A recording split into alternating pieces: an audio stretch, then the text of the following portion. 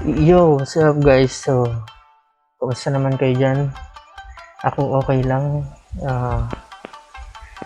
Magandang araw sa inyo lahat. So, ngayon nga labas na yung chapter 988 ng One Piece. So, samahan niyo ako guys basahin yung chapter na to. So, dito nga sa cover story, makikita natin dito si Pound. Dumalong na siya. Nilangoy na niya yung dagat. Hinahabol niya dito sina Shippon at si Lola. Kasi, di ba, matandaan niyo nung last chapter story, nandun siya sa Pampang, tas nasa likod niya yung mga yung arm. Joke lang, yung mga Navy nasa likod niya. Tapos dito makikita niyo yung pinapaulanan sila ng mga canyon niya ng mga Navy. Tapos makita niyo dito, sabi ng kambal, baka tatanya natin tong si Mr. Pound. Kasi parang grabe yung nakita nila, grabe yung determinasyon ni Pam na mapuntahan sila. Di ba nung last ni-reject nila to si Pam kasi ewan ko, mukhang hindi sila naniniwala, hindi daw nila kamukha. Tapos mapapansin natin dito yung paglangoy niya ni Pound. Butterfly stroke. Ang hirap na guys. Ako hindi ko kaya yung butterfly stroke. So, sana next chapter siguro sana maabutan ni Pantong sina Shippon at si Lola. So, abangan natin yan next chapter story kung ilalagay ni Oda. So, punta na nga tayo dito sa first page. Yan, makita natin dito sa unang panel si Kaido. Naka dragon form na nga dito si Kaido. Tapos dito sa baba niya, yan, nagkalat dito yung mga minks. Tapos sabi dito ni Kaido, ito nga yung mga mink tribe nagtatransform doon sa mga mababangis na warriors kapag gabi ng kabilugan ng buwan. Tapos kita nga dito dito sa likod niya ni Kaido, may kita yung kabilugan ng buwan. Bilog na bilog yung buwan. Tapos ito, seryoso na yung mga mukha ng mga minks. Parang na sila, ready silang mag-transform sa kanilang sulong form. Tapos dito naman sa isang panel, bumukas yung pinto. May dumating na mga kupunan. Yan, ito tropahan ni itong tropa ni Jack dumating dito. Tapos sabi dito ng sabi ni Jack, mahusay mga samurai, nakarating kayo ng ganitong kalayo dahil sa kapabayaan namin, sabi niya. Pero mangarap na lang kayo, hindi nyo madadampian ng daliri nyo si Kaido-san. Yan sabi niya ni Jack. Kasi ito yan, simulosi ito si Nego ata to. Jack, talagang galit na galit, sabi. Tagal ka namin hinihintay. Tapos tagal daw hinihintay. Tapos dito si Inurayashi, sabi niya, si Jack yung tao na sumira ng bansa nila, yung Zou. Matatandaan niya natin nung sa arc ng Zou, nandun sa sinugod ni Jack yung Zou, yung lugar sa ibabaw na Indonesia. kung saan nakatira yung ano, yung mga mink. Tapos hinahanap ni Jack doon si Raizo. Yun nga sabi dito ni Ino. Nagpunta ka doon kasi hinahanap mo yung taong yun. Tapos biglang sumubat dito si Raizo, sabi niya. At ang taong yun ay ako, sabi niya. Ang buhay ko ay prinotektahan sa battle na ito, kaya gusto kong gusto daw niyang bumawi ng 2 beses. Doble pa yung ibabawi niya. Tapos ito, kumunot yung mata niya ni Jack. Kayo, sabi niya ganyan. Tapos dito yan, sabi nung mga guardians, parang pinigilan nila si Neko. No master, sabi nila. Punta kayo at doon na lang kayo mapaglaban kay Kaido, sabi niya. Tapos sabay sila dito, sabay transform ng sulong form nila. Yung sulong form nila dito parang na-imagine ko katulad ng kay Buster Pecoms. Parang lang pare-pero sila matatanda niya si Carrot, ganun din, puti yung naging siya, puti. Tingin ko puti din to pag nilagay sa anime. Ganyan, ito si Roddy at si Bibi.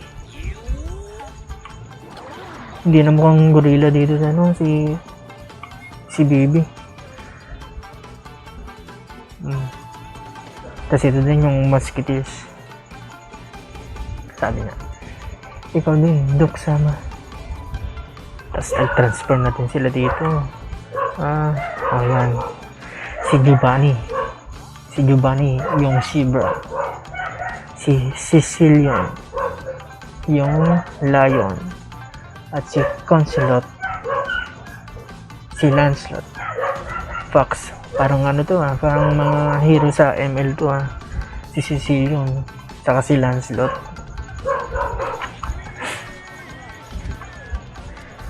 Yan, makita nyo dito, sumigaw na sila, nagsulong form na dito yung lahat ng Ming's tribe dito. Tapos ito, may giraffe pa, ito, kambing, basta lahat sila, nagsulong form na sila dito, ready na silang may pagbakbakan. Sabi dito ni Jack, huwag kayong mangamba, yung sulong form nila hindi nagtatagal ng matikal pa, saglit lang siguro. Sumabat naman dito yung mga alipores ni Jack. Sige, halik kayo, parang ganyan sabi nila. Meron daw kami ditong mga animal din kami dito. Tapos reveal na dito yung isa sa mga numbers, number 7, si Nagigigi. Yan, si Nagigigi, ang number 7 ng numbers. Tapos dito sa next page nakatingala lang dito si Big Mom. Sabi niya, nagsimula na silang maglaban dun Tapos dito naman sa kabilang panel, sabi ni Queen dito, ito talagang si Jack, talagang ginawa niya at nagpunta na agad siya dun sa taas. Sabi naman dito ni King, it's not like you're a sensible one either. Tapos makapansin niya dito, si Shinobu may ginagawang nag siya dito, nag-Hokage moves, nag-ninja moves siya dito. Parang kinakalasan niya sa pagkakakadena si Momonosuke. Sabi niya, sisip-isip niya, hindi ako mabibigo. Tapos ito naman si Momonosuke, nakita niya si Shinobu, nililigtas siya. Tapos Pero parang ano, nakatunog dito si ano, si King. Ano, parang may kakaiba dito. Tapos yun ang nakita ni King si ano, si Shinobu. Tapos yung reaction ni Shinobu dito, oh shit, sabi na yan. Tapos dito sa sunod na panel, dinahuli na nga, nakita ni King si Shinobu. Dinakot niya ng ganyan dun sa ulo. Takot ni King sa ulo si ano, si Shinobu. Tapos sabi ni King dito, diyan ka nagkamali ng ginawa mo. Tapos sinayos niya ganun. Talsik si Shinobu. Tumama pa siya dun sa ano, sa isang building.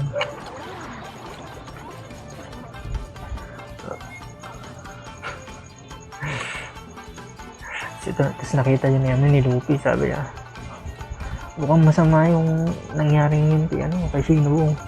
Okay pa kaya siya, sabi niya ganyan. Tapos yun din yung naging reaction ni Nami sa ni Carrot. Tapos maya yan, nakita natin dito bilang yan, natanggal yung yung kadena ni natanggal na yung sa pagkakakadena si Momonosuke. Tapos gulat na gulat dito si King at si Queen. Sabi dito, lumulutang siya, sabi ni Queen. Tapos ito naman si Momonosuke, parang siya din, nagugulat din siya. Sabi niya, ang taas nito, natatakot ako, sabi niya ganyan. Tapos ito siguro din, nagtataka sila, ano nangyayari? Tapos dito makita natin dito si Shinobu, nag-parachute siya gamit ang tela, ninja parachute. Tapos labas ni na si spread the wings na si dito, si King. Tapos makikita natin dito, may sumipa sa kanya. Mukhang nagpakita na yung nagpakita na dito pero hindi pa naman kita doon sa panel na yun. Pero ayun na, pakita na nga si number 3, Sanji. Suit niya yung raid suit niya, stealth black. Yan, Sangguro, sabi dito ni Nami, Sanji kun, akala ko hinahabol mo yung mga yung mga hostel, yung mga babae. Kala na ni Nami hinahabol ni Sanji. Pero hindi naman sumagot dito si Sanji. Sabi lang ni Sanji dito kay King, ibalik mo sa akin yung bata. Siya pala yan, si King pala may sabi nun, give the king back and you better disappear again, sabi ganyan. Tapos sabi naman dito na si Sanji, okay. Tapos sinagas niya si Momonosuke papunta dito kay Shinobu. Sabi niya, Shinobu, ikaw nang bahala dito kay Momonosuke. Kasi nagas na nga niya. Tapos sabi dito nagbigay pa ng ng paghanga dito sa si Sanji kay Momonosuke. Sabi niya, Momo, yung pagdeklara mo ng pangalan mo, sobrang amazing yun, sabi niya ganyan. Talagang pinahanga ni Momonosuke si Sanji. Pero hindi lang naman si Sanji, halos lahat ang mga samurai, yung alliance nila humanga sa ginawang yun ni Momonosuke. Siya inano na ni Shinobu tumakas na sila. Siyang makita natin dito, nag-transform na si King. Petrano doon na siya dito. Napakalaki. Ang laki pala dito. Ang laki ni King. Yung si Sanji dito, ano lang oh. Gaano lang siya. Gatuka lang siya. Sabi dito ng Sanji, "Uy, pakawalan mo ako. Ikaw naibon ka. Mamamatay ako na may butas sa ano ko, sa tiyan ko." Sabi niya ni Sanji. Tapos sabi naman dito ni King, "Anong butas? Gusto mo mamatay ka ng hati yung katawan mo?" Yan sabi niya. Tapos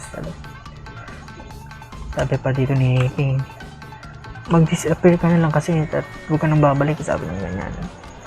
Tapos yun na nga, nawala-wali si Sanji dito. Tapos sabi ni King, "Yung appearance mo lang yun nawala pero nandito ka pa rin." Sabi niya. Tapos na yan. Bumubulusok na si King at si Sanji dito. Wala. Pagka tumama na sila dito sa isang building. Parang nag suicide crash. Tapos dito si Luffy, "Sanji, sobrang lakas ng atake na yan." Tapos iniwan na dito ni Luffy si Yamato. Sabi niya, "Yamao, iiwanan ko sa'yo. Si Momo sa'yo, ikaw nang bahala sa kanya. Protektahan mo siya." Kayong dalawa ni Shinobu. Sabi dito, "Is that real okay? Okay lang ba yun?" Sabi niya. Sabi si Luffy ata dito, may sabi, "Ano ibig sabihin mong okay lang yan?" Sabi naman dito ni Yamato, "Well, okay nga yun kasi ako din naman yung parang magiging tatay ni Momonosuke. Magiging anak ko na si Momonosuke. Kasi di ba gusto ni Yamato na maging maging siya si Oden." Tapos dito sa sunod na panel, makikita natin dito si Big Mom. Rumaraga si Big Mom dito. Galit na galit. Hawak niya si Napoleon na ganyan. Tapos saka siya kay Prometheus.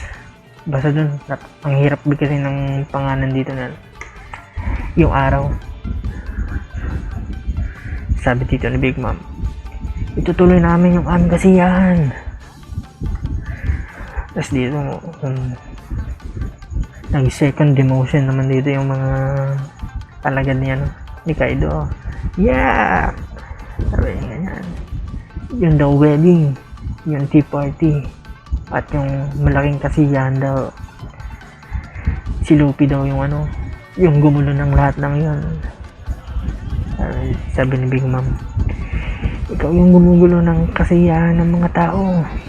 Tapos nag-launch dito ng attack si Big Mom. Gamit si Napoleon. Inano ng gano'n. Pangalan ng attack niya, Ikoku Sovereignty. Wasak yung wasak yung mga building, parang butas na butas. Tapos kumbaga parang nirega ni Eugene. So natin dito naka-iwas dito si Luffy. Sabi ni Luffy, "Shit, gusto kong pumunta dun sa taas. Pero ngayon nandito si Big Mom, hinahabol ako." Tapos padami yung dumadating na mga kalaban. Tapos tumawa dito si Big Mom. "Straw Hat, tumakas ka na ba?" Sabi niya. Tapos tinawag ni Big Mom si Zeus.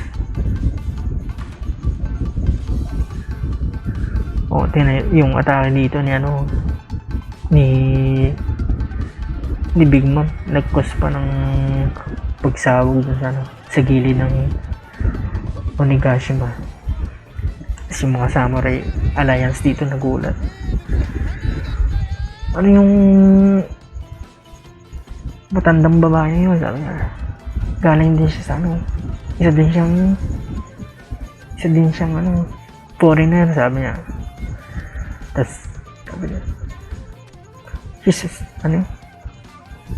isa din daw siyang ano, pirate na ano, parang kalibil ni Kaido. Tapos tawa dito, sabi ni isa, so ibig sabihin ano, parang dalawang Kaido yung kakalabanin natin. Isa-isang Kaido nga, hirap na hirap sila, tapos ngayon dalawa pa daw yung kakalabanin nila. What? Tapos dito na sa sunod na panel, parang nanay na galit dito si Big Mom. Tinatawag niya si Sus. Tapos sabi dito ni Sus, Nami, wala na, finish na, sabi niya. Tepok na tayo, sabi niya ni Sus. Tapos tapos yung mukha dito ni Sus namumutla. Yan, tapos nag-away na sila ni Nami. Sabi ni Nami, ikaw, mamili ka, ako o si Big Mom. Tapos sabi naman dito ni Jesus, pero hindi ko kayang sawayin si Big Mom. Hindi ko kayang sawayin si Mama. Sabi nga ni Jesus. Tapos dito si Big Mom. Dinukot, hinablot na lang niya agad si Jesus. Ganyan. Nila niya kakagaling kay Nami. Tapos sabi dito ni Big Mom, ikaw, Sus, pag hindi mo wala ako sinunod, tatanggalin ko na yung soul mo, sabi ganyan. So dito kay Jesus, sabi niya, patawad Nami, mamatay ka na. Tapos yan, dumating na dito dumating na yung Rhino bike ata to na tawag dito. Sabi dito, Soul King is going into action. Dumating na nga si Brook at si Frankie. Parang kumakanta pa dito si Frankie. The clock, I threw it away, I'm the wind. Sabi niya. Tapos ito naman si Nami umiyak, sabi niya, I hate you, break na tayo, sabi niya ganyan kay Jesus. You and I are over, sabi ni Nami. Tapos makikita natin dito lumagasana yung bike ni Frankie. Sakto sa mukha ni sakto sa mukha ni Big Mom. Tapos makikita niya natin dito, sabi ni Brook, indeed, hiniwa kita. Yan. Nahiwa nga dito si Sus. Hiniwa siya ni Brook. Tapos yung mukha naman yung mukha dito ni Big Mom, parang kumain siya ng kinain niya yung gulong ng Rhino bike ni Frankie. Ayan. Gulat na gulat dito yung mga gifters. Kasi ito yung mga alipores dito. Sabi niya, ginawa ba talaga na yun? Inatake nila si Big Mom, sabi nila. Tapos dito sa malita panel, yan, nahati na dito si Sus.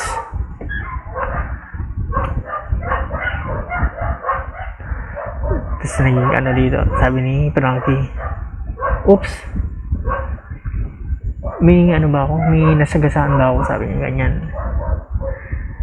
Sabi niya, di bale, hindi naman bulaklak yung nasagasaan ko. Tapos sumisigaw dito si Nami, Big Bro!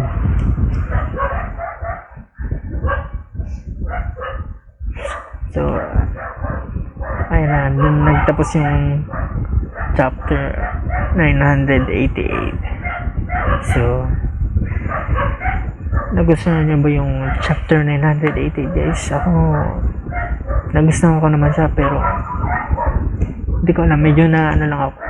Siyempre, nung last chapter na-hype tayo na ano, mukhang magsusulong from na itong sina Neko at si Neko at si Inurayashi. Ako din, akala ko magano na sila, magsusulong from na, pero mukhang ano pa, next chapter natin to, may next chapter o kaya sa next chapter pa siguro, pero in total naman maganda din tong chapter na to. Madami din magagandang nangyari, tapos bumalik na si Sanji, sinipa pa niya dito sa napagsipaan pa siya kay King. So ayun lang, guys,